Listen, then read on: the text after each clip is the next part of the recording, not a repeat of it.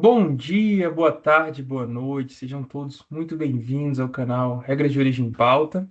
Muito bem, no nosso último encontro, nós apresentamos um espaço dentro do site do Ministério da Indústria com as perguntas frequentes sobre regra de origem. Nessas perguntas, inclusive trabalhamos com algumas delas, com duas delas. Nessas perguntas, vocês terão o histórico das consultas que recebemos e das respostas que divulgamos, não é, para vocês. Ou seja, retiramos ali alguns trechos relacionados a operações específicas por confidencialidade, mas publicamos o mérito das questões. Então, para vocês, estudiosos de regra de origem, que querem conhecer o tema, eu reforço o convite para acessar esse espaço no site do Ministério da Indústria, tá bom? Nesse mesmo sentido, hoje nós vamos continuar avaliando outros documentos, outras referências sobre regras de origem para difundirmos o conhecimento a respeito do tema. Muito bem, hoje em específico, nós trabalharemos com um manual, um guia elaborado pela União Europeia, tá?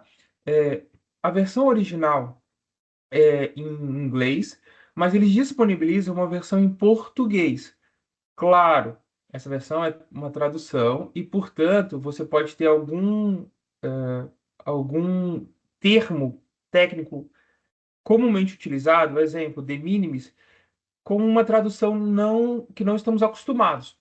Sobretudo porque, por ser União Europeia, eles utilizam como referência o português de Portugal, mas já serve como um excelente guia para vocês continuarem avaliando esse mundo de regras de origem, tá bom? Eu vou colocar o link na descrição do vídeo. De toda forma, deixa eu projetar minha tela para conversarmos um pouco, reagirmos a esse documento elaborado pela União Europeia. Vamos lá, aqui. Então, este é o endereço, né, do guia elaborado pela União Europeia, que trata de regras de origem. Eu vou destacar os pontos mais relevantes, mas como eu disse, depois vocês poderão ler com calma. Eu vou disponibilizar o link na descrição do vídeo, tá bom? Muito bem. Regras de origem. Por quê? Qual é a razão de ser da regra de origem? Nós já conversamos bastante sobre isso. Temos vídeos publicados a respeito do tema. Inclusive, já trabalhamos na distinção entre regras de origem preferencial e regras não preferencial, para finalidade não preferencial. Ou seja, quando não há um acordo comercial estabelecido, por exemplo, compras públicas, políticas comerciais diversas, como defesa comercial, né, medida antidumping, enfim. Muito bem. Então, qual é a lógica? Por que existe a regra de origem? Para nós conhecermos a nacionalidade econômica do bem. Thales, não entendi. Eu vi o vídeo, mas eu já me esqueci. Você me lembra? Claro. Eu, Thales, sou brasileiro. Essa é a minha nacionalidade. Eventualmente eu posso ter outra, mas esta é a minha nacionalidade, no caso concreto. Assim como o Thales é brasileiro, o celular, por exemplo, pode ser. Deixa eu ver se vocês conseguem ver. O celular pode ser tailandês, chinês, mexicano, não é? João, Maria, Pedro, eles podem ser jamaicano, coreano. Então, essa dinâmica da nacionalidade da pessoa também importa para efeitos de produtos, para efeitos de determinar a nacionalidade do produto. Por isso que nós utilizamos o termo nacionalidade econômica, ou seja, qual é a nacionalidade econômica do produto? Qual é a nacionalidade desse bem? Assim como temos as nacionalidades pessoais, a nacionalidade do bem. Ele coloca, é tão fácil como um, dois e três. As regras de origem de um acordo comercial podem olhar à primeira vista, mas depois de compreender os princípios básicos é fácil. E é o que nós estamos discutindo ao longo de todos esses meses no canal. Como simplificar o entendimento sobre regras de origem. Então, ele resume três etapas para o pagamento de direitos aduaneiros mais baixos, no caso de haver uma redução do imposto de importação, mas também pode haver uma isenção, ou seja, eu posso ter um acordo no qual não sou, ao provar que o produto é originário, eu não tenho que pagar o imposto de importação. Você pode me dar diferenças, Thales? Claro. Mercosul. No Mercosul, exceto o setor automotivo e açucareiro, que não fazem parte do bloco nesse momento, no Mercosul, quando nós exportamos óculos, por exemplo, nós não pagamos nenhum imposto de importação, nenhum direito aduaneiro, tá? Muito bem. Outros acordos que o Brasil tem, nós temos preferências tarifárias, mas não uma isenção. Portanto, nesses casos, sim, pagamentos de direitos mais baixos, mas ainda existentes. Por exemplo, no acordo que temos com a Índia, tá? Muito bem. Quais são? Vamos ver os passos que a União Europeia destaca. Então, o primeiro passo, ver se o produto pode beneficiar de direitos aduaneiros mais baixos, ou, repito, aqui é uma forma de se expressar, ou mais baixos ou isentos. Então, você vai checar se o produto está coberto no acordo. Por exemplo, eu vou retomar o tema da Índia. Ali, temos apenas aproximadamente 500 linhas tarifárias cobertas. Então, ao checar, você pode chegar à conclusão que não está coberto pelo acordo. Ou seja, eu não preciso me preocupar em comprovar que é brasileiro, porque eu não vou ter acesso à preferência tarifária, nesse caso concreto. Mas, caso esteja coberto no acordo, sim, você terá que garantir, comprovar, né, que este produto é brasileiro. Então, verificar se o seu produto pode se beneficiar de direitos aduaneiros mais baixos. Ponto 2. Informe-se junto às autoridades aduaneiras sobre a origem do seu produto.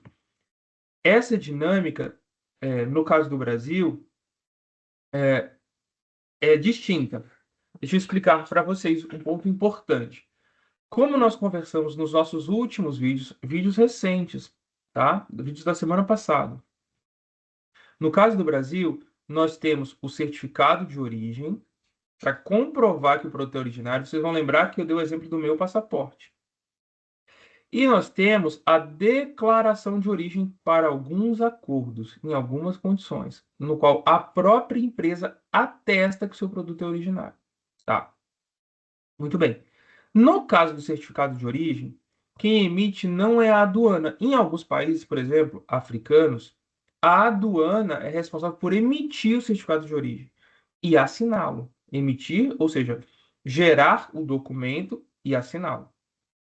No nosso caso, no caso brasileiro, quando temos a figura do certificado de origem, ele é emitido por entidades emissoras. Hoje no Brasil nós temos 47 entidades emissoras que vocês poderão ter acesso conferindo a portaria CSEX 249 de 2023.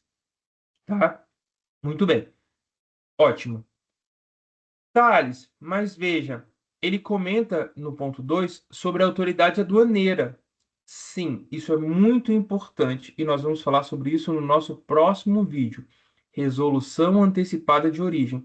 Você pode me adiantar? Posso, para vocês terem tranquilidade. Eu, Thales, sou um produtor brasileiro de óculos. Eu vou exportar para a Argentina, mas tem uma peculiaridade no meu óculos. As lentes são brasileiras, mas a armação não é, ela é chinesa. Então eu tenho dúvidas se o meu produto é originário. Claro, como eu tenho dúvidas, eu não vou emitir a declaração de origem. Eu tenho receio, eu não conheço, eu estou em dúvidas. Eu posso eventualmente perguntar para uma entidade emissora que vai me conceder, se for o caso, se for justo, um certificado de origem. Ótimo. Mas eu também não estou seguro da resposta da entidade. Então, o seu importador na Argentina, por exemplo, pode solicitar à aduana argentina, e eu quero deixar claro, a aduana, isso está regulamentado no Acordo de Facilitação de Comércio da OMC. A aduana argentina responderá. Então, o seu importador pode questionar se o seu produto, se o produto que ele irá importar é originário. Você descreverá o processo, exemplo, olha, a armação é chinesa, as lentes são brasileiras, eu estou em dúvidas, quero confirmar se esse produto é originário. Então, a aduana da Argentina, no nosso exemplo, afirmará se sim ou se não, tá? Então, essa é uma possibilidade, isso se aplica. No nosso próximo vídeo, trarei mais elementos para vocês a respeito dessa dinâmica, mas só para que vocês entendam, porque também o mesmo vale para o Brasil. O Brasil, como é signatário do Acordo de Facilitação de Comércio da OMC deve emitir resoluções antecipadas de origem, caso requisitado pelo setor privado, tá?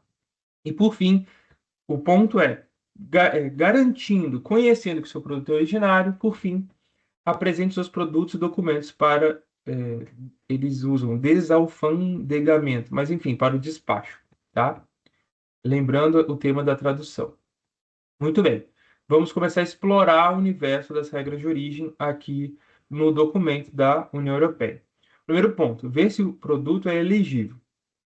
Como saber se o seu produto pode beneficiar de direitos aduaneiros? Então, eu chequei, ele está no acordo, portanto, eu tenho acesso à preferência. Agora eu vou conhecer as regras em si, para comprovar, primeiro, garantir. Segundo, comprovar que o produto satisfaz um dos critérios de origem. Quais são esses critérios? Primeiro ponto, em primeiro lugar, determinar se o produto é inteiramente obtido. Por exemplo, animais vivos, que inclusive é o exemplo que ele dá. Exemplo, animais vivos. Então, eu vou exportar gado. Nós temos vídeos gravados no canal sobre esse tema. Vocês podem voltar e retomar esse conhecimento. Mas, exemplo, eu vou exportar gado. Então, esse produto é um produto inteiramente obtido. Ou eu posso ter critérios de transformação substancial. Significa que eu utilizo insumos importados, tá bom?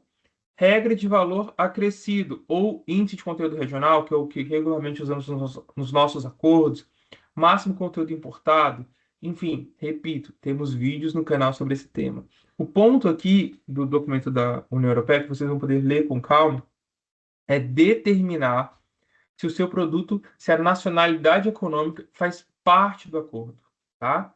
Muito bem. Então, nós temos os critérios, repito, com vídeos no canal, vocês podem estudar com tranquilidade. E aqui ele traz conselhos, ajudas para alcançar esses critérios que estão descritos acima. Então, por exemplo, tolerância, de minimis, já falamos também sobre isso. Você, por exemplo, tem que cumprir uma regra de saldo tarifário. Claro que vocês vão checar de acordo para acordo. Os acordos são distintos. Nós vamos ver isso no próprio texto da União Europeia em um segundo. Mas só para que vocês lembrem, vocês vão cumprir saldo tarifário. Eventualmente, tem insumos na mesma posição tarifária. Então, vocês têm uma margem de flexibilidade para usar insumos dentro da mesma posição tarifária e não comprometer a origem do produto. Vamos ler isso no documento da União Europeia. A regra de tolerância permite a utilização de materiais não originários, que são normalmente proibidas pela regra específica até uma determinada porcentagem, normalmente 10 ou 15%. Não entendi, Thales. Exemplo, não pode saltar. Vocês têm insumos na mesma posição tarifária, portanto não salta. E nesse sentido, vocês precisam da flexibilidade para garantir que o produto é originário. Geralmente, 10 a 15%, isso depende de cada acordo. Tá? Vocês devem ler o acordo para entender qual é a regra que se aplica àquele acordo em concreto. Tá?